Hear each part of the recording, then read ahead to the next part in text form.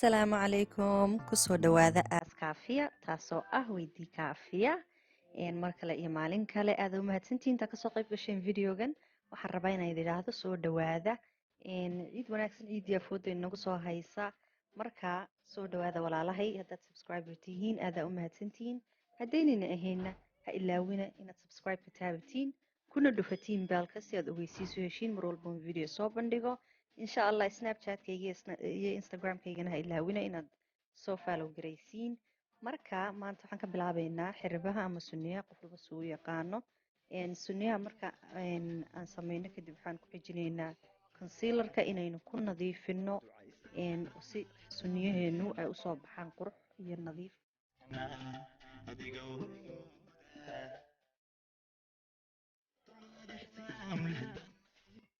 concealerkan aan isticmaalayno waa kii Juvia's Place number 14 weeyaan sunniyaha kalarka aan mariyeyna waa bunni waxaana iskale NYX ama NYX qof walba suu u yaqaano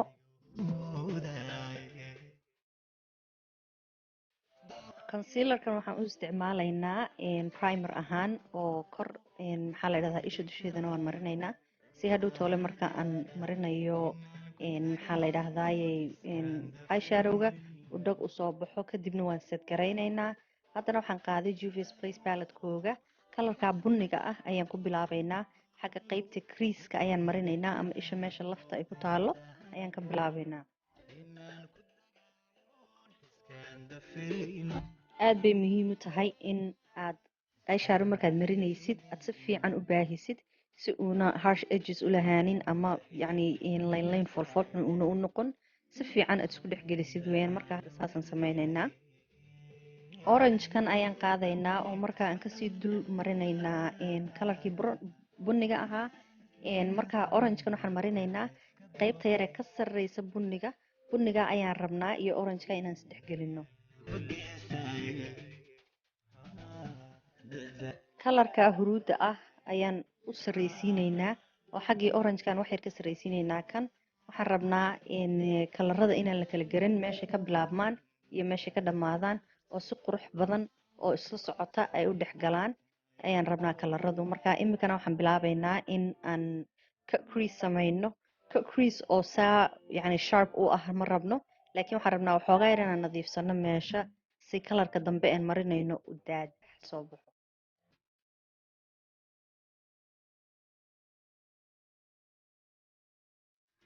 cut creaseka markaad sameynaysid tartiib iskaga samee waqtigaaga iska qaado ha degdegin markaasi uu laynkaasi waxaad rabtaa inuu nadiif kuu soo baxo oo qurux u soo baxo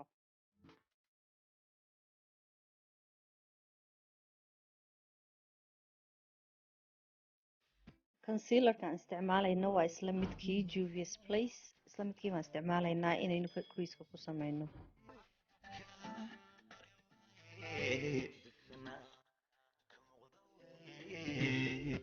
spongekan wuxuu naga caawinayaa qoyaanka badan ee concealerka ayuu naga qaadayaa marka muhiimaddu waa inaan sameyno si intaynanu sadgaraynin ka hor ayna dhooqo meesha u noqon bootar yar baan qaadayaa iminka oo waxaan rabaa concealerkan inaan sadgareeyo oo qoyaanka aan ka masaxo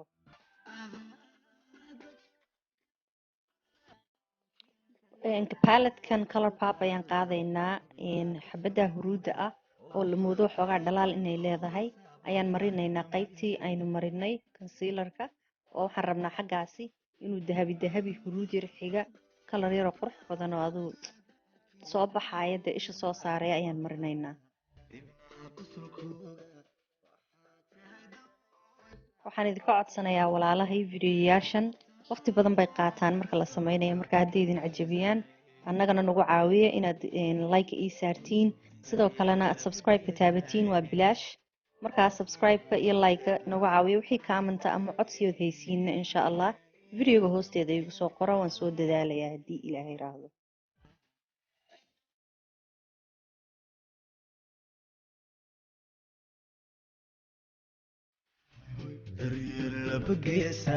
waxaan qaadaynaa kalarkii u horreeyay bunniga ahaa aan ku bilownay kaas ayaan xaggaa dhammaadka isha ay ka dhammaanayso aan marinaynaa waxoogaa yar gudahan waan u qaadayaa sababtoo ah idinku sheegay cut crease oo go-an ma aha laakiin waxaan rabay yacni isha qaybtaasi inay soo yaro baxdo.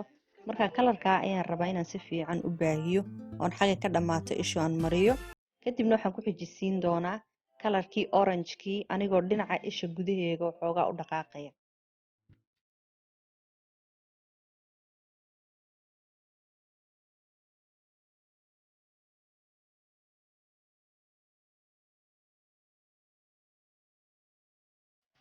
Saddexdii kalar ee u horreeyay aan ku bilaabay anoo waxoogaa ku kala noqnoqonaya ayaad arkaysiin. Sababtuna waxa weeyaan waxaan rabaa kalarada inay isdhex galaan oo qurux ay soo baxaan.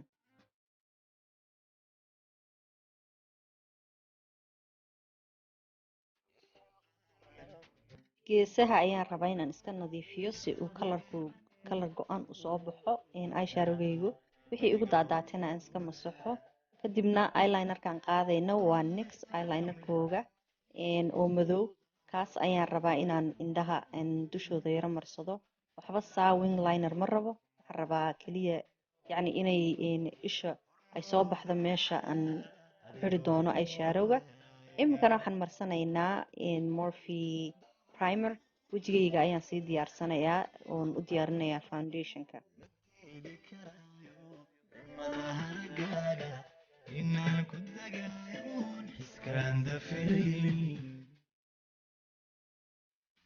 NYX color corrector-ka ayaan qaadayaa oo meelaha jirkayga waxoogaa ka yaro mugdiga ayaan rabaa inaan mariyo sida afkayga agagaarkiisa iyo indhaha hoostooda waxoogaa midab yaroo mugdiya inuu leeyahay la moodaa. Marka waxaan rabaa inaan ku qariyo orangekaas oo isagana butter aan ku set garayn doono.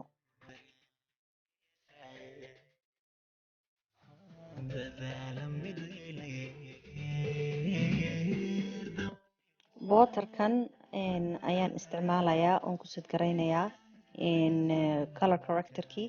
Waad arkaysiin kalarkii isbedelayaa markaaba. Ma rabo hadhow tole inuu foundationka iga dhex galgalo color corrector-ka, sidaa darteed baan kan u marinayaa. Foundationkii ayaan marinayaa iminka. Waxaan qaadayaa Juvia's Place Stick Foundation. kalarka waxoogaa inuu aniga iga yara madow yahay baa la moodaa, laakiin anugu saas ayaan ku qanacsanahay sababtoo ah hadhow toole markaan highlight garaynayo wejigu xoog inuu iga caddaado ma rabo, markaas sidaasaan sameeyaa. Spongeka waxoogaa yar baan soo qooyey, markaa spongekaasaan qaadayaa oon si fiican ugu blend garaynayaa foundationka. Marka foundationkan waxoogaa uu yara adag yahay marka la eego blendingkiisa. Dadka qaarkood brush bay u isticmaalaan, laakiin anigu waxaan jeclaa inaan isticmaalo spongeka. waxoogaa yara waqti yara dheeraada oo yacni foundationada kale ka yara waqti badan inay ugu qaataa laga yaabaa, laakiin waa caadi weeyaan. waxaad rabtid inuu qurux soo baxo waa inaad de waqti siisid, markaa shaqadeeda ma aha. markaa waa kaas, saasaan u baahinayaa.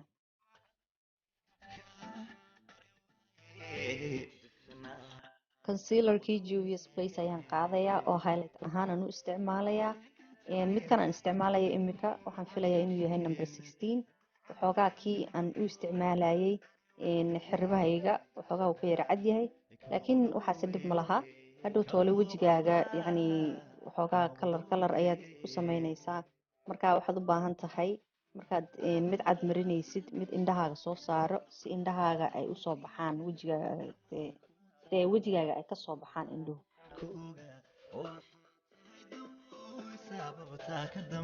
inta yare spongeka kusoo hadha waxaa kaloon marinayaa xagga sanka, xagga wejiga iyo garka waxoogaa yar iyo dibinta korkeega. been baan sheegay, kii hore 14 buu ahaa aan isticmaalayay, kan ayaa ah 16. kan waxaan rabaa inay indhaha si fiican usoo baxaan, markaasaa darteed baan u marinayaa. igana raali noqda, videodan mar hore baan sameeyey, voice overka waqtigaan ku samaynayna waa dhowr bilood kadib, markaa stepska waxaan isticmaalay waan ilaaway, markaa waxoogaa de waan isa saxayaa, iska garta oo ay igu qartilina, markaa saasaan samaynaya. iminka haddaa aragtiin ishaydii awake bay u eg tahay qurux.